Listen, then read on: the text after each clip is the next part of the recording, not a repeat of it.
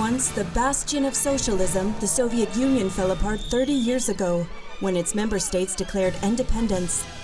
What do people who were just born at that time think about the USSR today? We speak to young adults in Georgia, Ukraine, and Russia.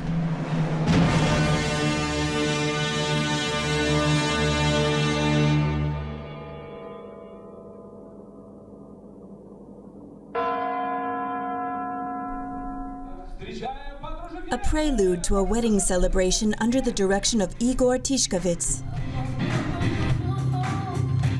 I love my job, founding families. Igor doesn't just love his job, he also loves his hometown, the Siberian city of Novosibirsk.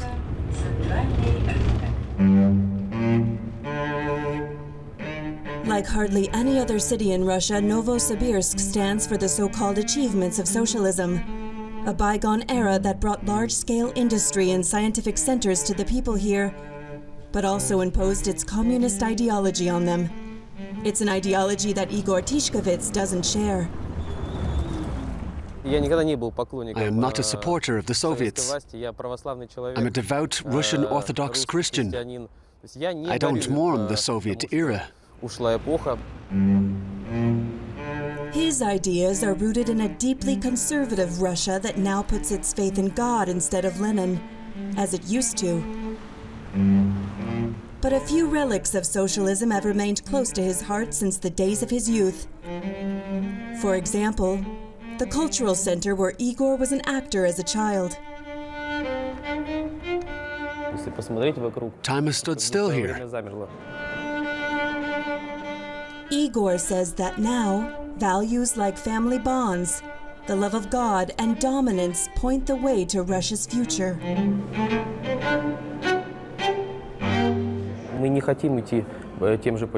We don't want to take the path Europe's following, or the Islamic world. Rather, our path lies somewhere in between the good things from the Soviet era and a return to the old Russian national traditions. Not everyone here agrees. Many people in Novosibirsk would like to see a different, modern, European Russia. We are the power here, they chant, demanding Western values such as freedom of expression and democracy. Thousands take to the streets again and again.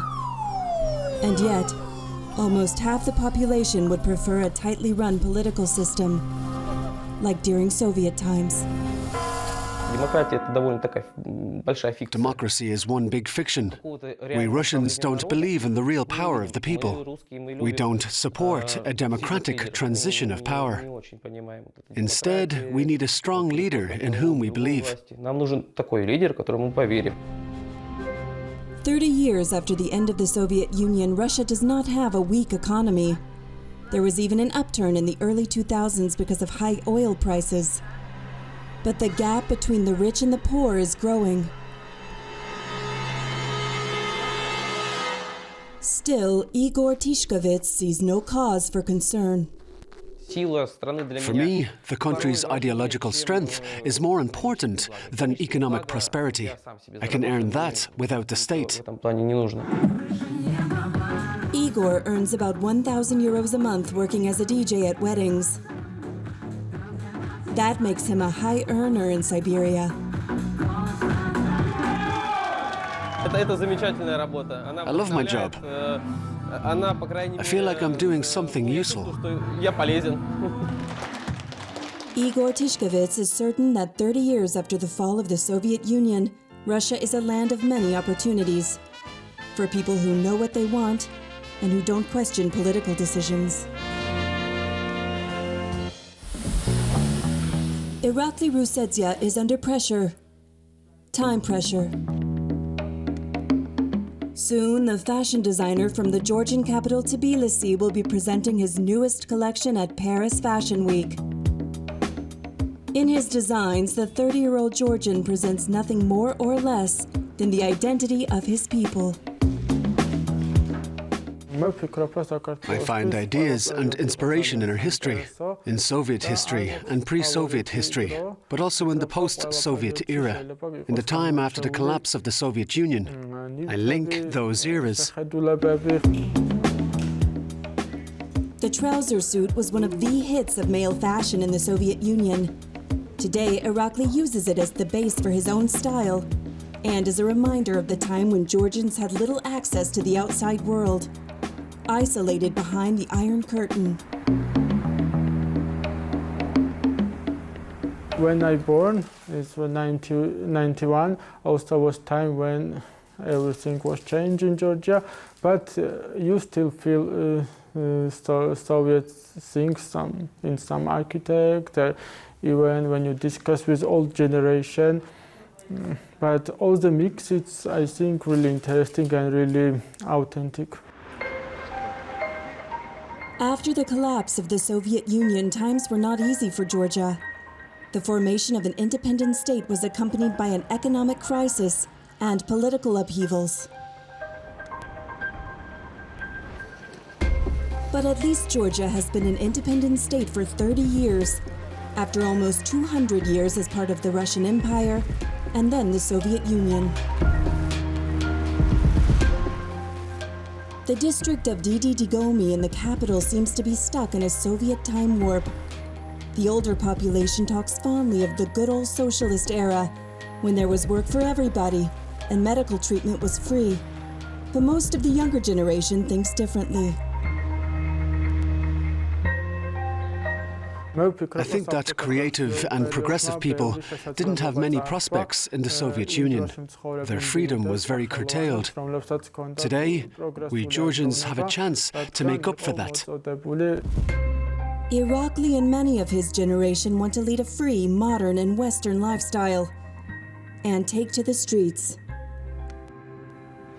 In July 2021, there were clashes in Tbilisi between conservative Orthodox Christian Georgians and the police. They were sparked by an LGBTQ rights demonstration. It had to be abandoned. Many journalists were attacked and some were injured. One cameraman died of his injuries. Irakli is still preoccupied with the violence. He says that something like that should never happen again. There's no place for homophobia and hatred of others in his Georgia.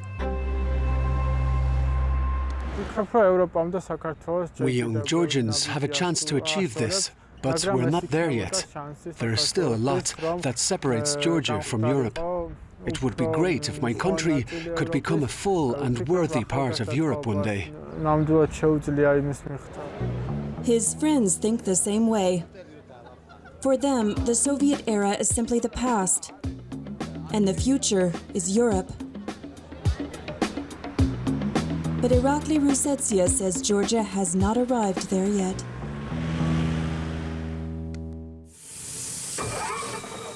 His world is dark and black as coal. Sergey Sobol is a coal miner. His workplace is 300 meters underground. Together with several hundred other men, he works at the Stepnaya mine near Pershotraviansk in eastern Ukraine.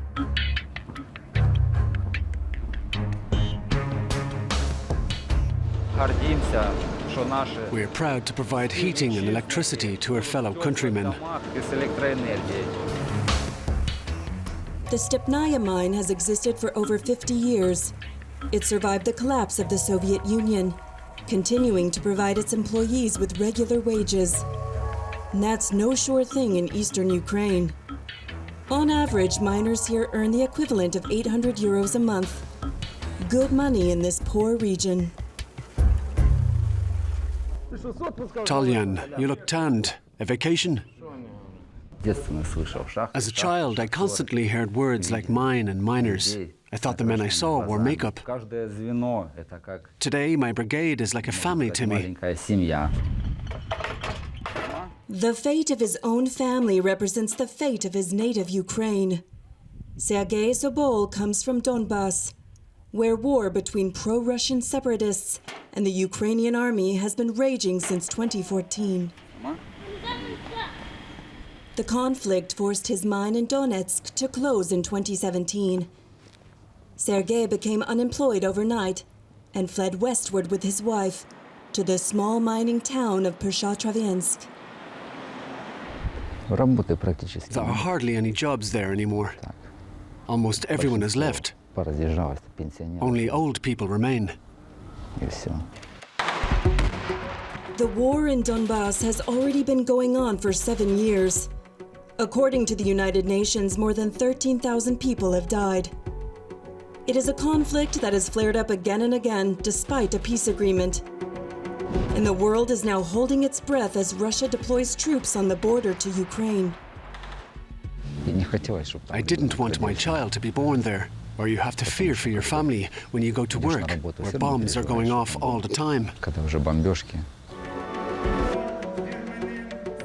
The Donbass conflict was preceded by the so-called Maidan Revolution, a violent uprising in the center of the Ukrainian capital Kiev in 2014. It saw Ukraine say goodbye to the Soviet era and choose a pro-European path. But that path is not an easy one, especially in the east, where the coal industry dominates. Most mines are located in separatist-controlled areas. Of the few remaining, only 4 are considered profitable. Among them is Stepnaya, where Sergey Sobol works. But it is due to close in 3 years.